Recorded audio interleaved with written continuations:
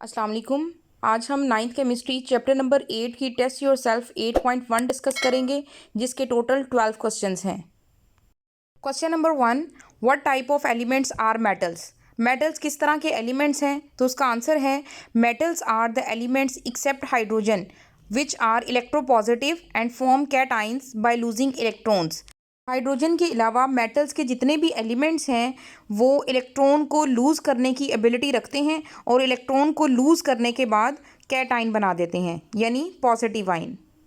Question number 2, name the metal which exist in liquid form. कौन सी metal है जो liquid form में exist करती है? तो उसका नाम है mercury. Mercury is a metal which exist in liquid form. Question number 3, what is the nature of metal oxide. Metal जो ऑक्साइड बनाते हैं उनकी नेचर क्या होती है? Metal oxides are basic in nature, वो बेसिक नेचर के होते हैं। Question number 4, which group of metal is highly reactive. Metals का वो कौन सा ग्रुप है जो बहुत ज़्यादा रिएक्टिव है? इसका आंसर है alkali metals are highly reactive. जो अल्कली मेटल्स हैं यानी पीरियोडिक टेबल का जो फर्स्ट ग्रुप है उनको अल्कली मेटल्स कहा जाता है और वो बहुत ज़्यादा रिएक्टिव हैं। उसकी रीज़न क्या है? Because they have largest size, उनका साइज़ बड़ा होता है, and lowest ionization energy value, और उनकी आयोनाइजेशन एनर्जी की वैल्यू कम होती है।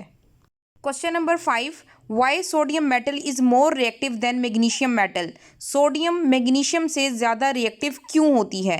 इसका आंसर है sodium metal is more reactive than magnesium metal because first point है sodium has bigger size than magnesium. जो सोडियम का साइज़ है वो मैग्नीशियम से ज़्यादा होता है, जिसका साइज़ ज़्यादा होगा वो इजीली इलेक्ट्रॉन लूज़ कर सकती है। सेकंड रीज़न है sodium has low ionization energy than magnesium. जो सोडियम की आयोनाइजेशन एनर्जी है वो मैग्नीशियम से कम होती है, क्योंकि सोडियम का साइज़ बड़ा है तो सोडियम के आउटर मोस्ट शेल से इलेक्ट्रॉन निकालने के लिए कम एनर्जी चाहिए, तो इसलिए सोडियम ज़्यादा रिएक्टिव है मैग्नीशियम से। Question number 6, name the metal which can be cut with knife. कौन सी मेटल है जो इतनी सॉफ्ट है कि उसको नाइफ से कट किया जा सकता है? तो इसका आंसर है sodium metal can be cut with knife. Sodium को नाइफ से कट किया जा सकता है। Question number 7, name the best ductile and malleable metal. इसका आंसर है the best ductile and malleable metals are gold and silver. जो सिल्वर और गोल्ड हैं ये बेस्ट डक्टाइल और मेलिएबल मेटल हैं। Question number 8, name the metal which is the poorest conductor of heat. ऐसी metal का नेम बताना है जो खुद में से इजीली हीट को पास नहीं कर सकती। इसका आंसर है the least conductor of heat is lead, यानी लेड वो मेटल है जो इजीली हीट को पास नहीं कर सकती। Question number 9, what do you mean by malleable and ductile. Term malleable और डक्टाइल का क्या मतलब है? ऑफ ऑल हम मेलिएबल को डिस्कस करेंगे। A metal which can be hammered into sheets. ऐसी मेटल जिनको शीट्स में कन्वर्ट किया जा सकता है उसको कहते हैं malleable. And the metal which can be drawn into wires, और ऐसी मेटल जिनको वायर में कन्वर्ट किया जा सकता है उनको कहते हैं ductile. Question number 10, why the alkali metals are more reactive than alkaline earth metals.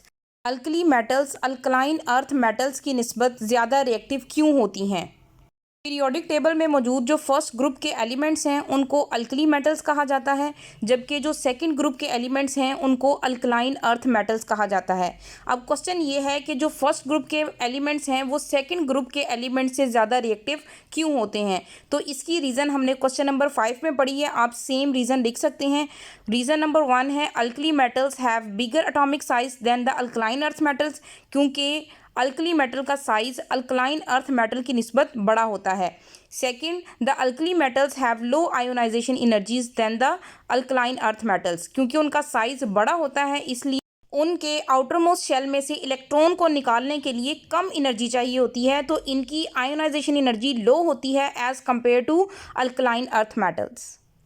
Question number 11, what do you mean by metallic character. Metallic character का क्या मतलब होता है? इसका आंसर है metals have tendency to lose their valence electron. जो metals हैं उनमें ये एबिलिटी होती है कि वो अपने आउटर मोस्ट यानी सबसे बाहर वाले शेल के जो इलेक्ट्रॉन्स हैं उनको ईजिली लूज़ कर सकती हैं। This property of metal is term as electropositivity और मेटेलिक करैक्टर। इस प्रॉपर्टी को इलेक्ट्रोपॉजिटिविटी या मेटेलिक करेक्टर बी कहा जा सकता है। इसको आप इस तरह से भी लिख सकते हैं, the tendency of metals to lose their outermost और valence electron is known as metallic character. Question number 12, why the metallic character decrease along a period and increase in a group. जो metallic character है वो along a period decrease क्यों होता है और along a group increase क्यों होता है। इसके आंसर में पहले हम बात करेंगे पीरियड की। Along period when we move from left to right atomic size decreases, क्योंकि एटम का जो साइज है वो लेफ्ट टू राइट डिक्रीज करता है।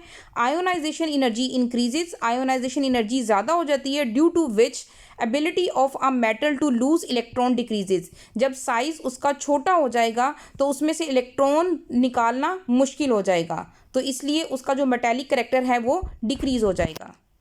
अब हम ग्रुप में बात करेंगे, बिल्कुल ऑपोजिट हो जाएगी कि ग्रुप में from top to bottom the atomic size increases, atom का साइज बढ़ता है, द आयोनाइजेशन एनर्जी डिक्रीजेस, उसकी आयोनाइजेशन एनर्जी कम हो जाती है, and due to this the ability of metal to lose electron increases. जब एटम का साइज बड़ा होगा उसमें से इलेक्ट्रॉन निकालना ज़्यादा आसान हो जाएगा, तो जब ज़्यादा आसान हो जाएगा तो उसके लिए कम एनर्जी चाहिए होगी, इसलिए टॉप टू बॉटम उसका मेटेलिक करेक्टर इंक्रीज होगा।